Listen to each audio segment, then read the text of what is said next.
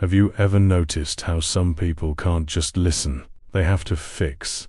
The moment someone shares a problem, they jump in with advice, solutions, plans. It almost feels automatic. And maybe you're one of those people. You feel responsible for how others feel. You carry problems that were never yours to begin with. But here's the uncomfortable question. What if this isn't just kindness? What if the need to fix others is actually about something deeper inside you? At first, being the fixer feels like a good thing. You're the reliable one, the strong one, the one people turn to when things fall apart, and that feels good. It gives you a sense of purpose, a sense of control. But over time, something changes. You start noticing a pattern. You're always the one giving, always the one solving, always the one holding everything together. And yet, no one seems to do the same for you. Your problems stay yours. Your struggles stay hidden. Because somewhere along the way, you've stopped being a person and became a role. This pattern usually doesn't start in adulthood. It starts much earlier. For many people it begins in childhood, in environments where emotions weren't stable. Maybe there was conflict. Maybe there was distance. Maybe there was unpredictability. And as a child, you learn something very quickly. If you could manage the emotions around you, you could feel safe. So you adapted. You became more aware, more sensitive, more responsible than you should have been. You learned how to read people, how to calm situations, how to prevent things from getting worse. And without realizing it, you tied your worth to it. You didn't just help people. You became someone who had to. But there's another layer to this. Fixing people isn't always about helping them. Sometimes it's about controlling uncertainty, because your own life can feel unpredictable, messy, overwhelming. But when you focus on someone else's problems, suddenly things feel clearer. Their problems have solutions. Their situations feel fixable.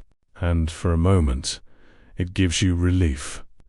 It gives you the illusion that things are under control, even if your own life isn't. There's also something much quieter, but much more powerful. The fear of not being needed. Because if your identity is built around helping, then what happens when no one needs help? What happens when you stop fixing? For many people that thought is uncomfortable, because deep down there's a belief, if I'm not useful, I'm not valuable. So you keep giving, keep fixing, keep showing up for everyone else, not just because you care, but because it feels like the only way to stay connected. And this is where patterns begin to form. Fixers don't just help people. They tend to attract a certain type of person. People who are struggling, people who are lost, people who need saving. And at first it feels like coincidence. But it's not. Because when you constantly show that you'll carry others, you attract people who are willing to be carried. And the relationship becomes unbalanced. You give, they take.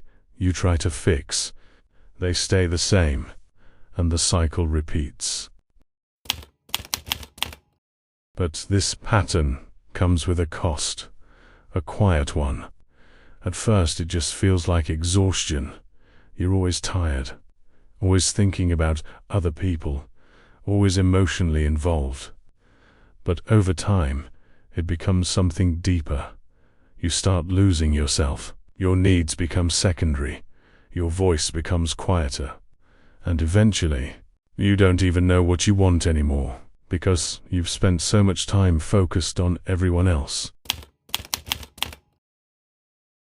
Here's the truth that's hard to accept. You cannot fix someone who doesn't want to change, no matter how much you care, no matter how much effort you put in, because change only happens when the person chooses it.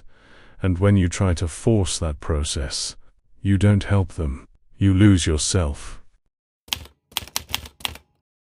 Real support looks very different. It doesn't mean solving A of things. It doesn't mean stepping in every time. It means being present without taking control. It means listening without trying to rewrite someone's life. It means allowing people to struggle, even when it's uncomfortable to watch, because that's how growth actually happens. Breaking this pattern isn't easy, because it means letting go of something that once made you feel safe. But it starts with awareness, noticing when you're overstepping, noticing when you're taking on too much, and slowly creating space, letting people handle their own problems, letting yourself step back, even if it feels unnatural at first. And maybe the most important step is turning that energy back toward yourself. Instead of asking, how can I fix them? You start asking, what do I actually need? What have I been ignoring? Because often, the desire to fix others is a distraction from something within. You don't have to fix people to be worthy. You don't have to carry everything to be loved. And you don't have to lose yourself just to keep others whole. Sometimes, the most powerful thing you can do is step back and let people become responsible for their own lives, while you finally take responsibility for yours.